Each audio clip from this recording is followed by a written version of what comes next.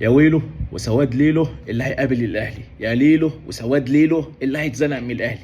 العين امبارح اتزنق من الاهلي بالثلاثه، الاهلي امبارح زنق العين لحد ما العين فطس مننا، وجمهور العين امبارح كان قاعد في المدرجات يا عيني مش شايف قدامه.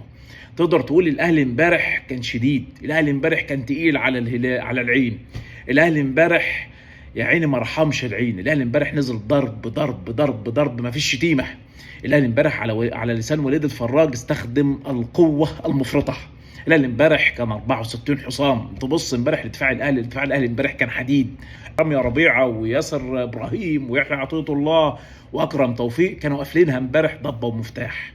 بص لنص الملعب بقى يكيفك، نص الملعب امبارح يدلعك.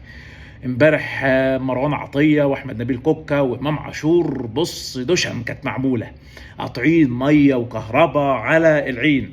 بالنسبه لخط الهجوم بتاعنا امبارح ده اللي